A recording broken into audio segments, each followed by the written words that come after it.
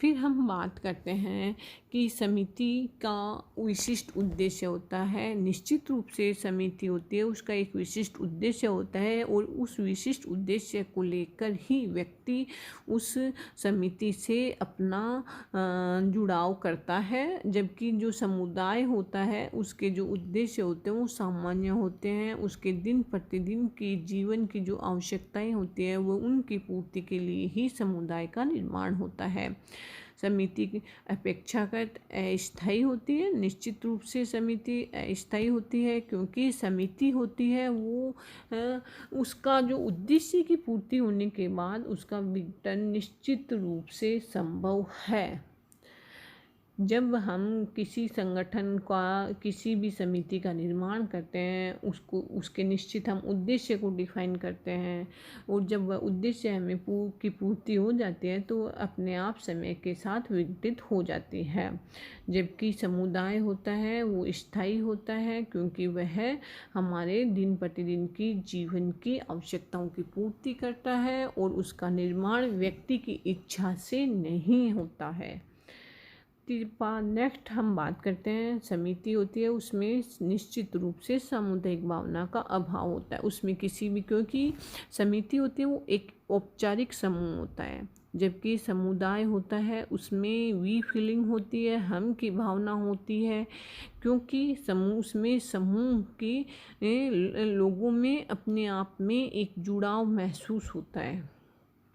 फिर हम बात करते हैं समिति में जो संबंध होते हैं वो दैत्विक होते हैं जबकि समुदाय में जो संबंध होते हैं निश्चित रूप से प्राथमिक होते हैं। समिति के जो व्यक्ति होते हैं वो औपचारिक संबंधों से जुड़े होते हैं और औपचारिक संबंध होते हैं वो दैत्विक संबंध होते हैं। अतः हम कह सकते हैं कि जो समिति है उसके लोगों में आपस में और दैत्विक संबंधों के कारण उनमें जो वी फीलिंग होती है उसका भी अभाव होता है। जबकि समुदाय के लोग होते हैं वो आपस में प्राइमरी रिलेशन से जुड़े होते हैं और उनमें वी फीलिंग का भी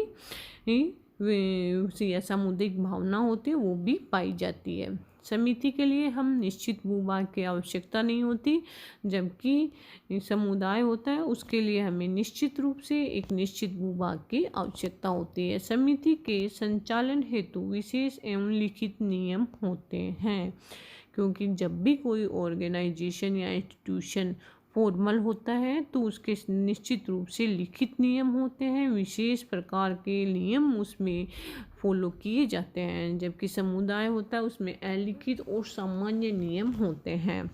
समिति आवश्यकता की पूर्ति का एकमात्र साधन होता है जबकि समुदाय एक साध्य के रूप में होता है क्योंकि हम समुदाय को किसी भी लक्ष्य की प्राप्ति के लिए समुदाय का निर्माण नहीं होता है, वह उसका निर्माण स्वतः होता है और व्यक्तियों के आपसी सहयोग से होता है। अब हम बात करते हैं कि समितियों में जो सदस्य होते हैं उनमें एक व्यक्ति होता है वो बहुत सारी समितियों का सदस्य हो सकता है। सदस्यता की जब हम बात करते हैं तो एक व्यक्ति होता है वो बहुत सारी समितियों का सदस्य हो सकता है जबकि एक व्यक्ति एक से अधिक समुदायों का एक समय में जब हम बात करते हैं तो एक ही समुदाय का सदस्य हो सकता है। समुदाय में तो कई समितियाँ होती है।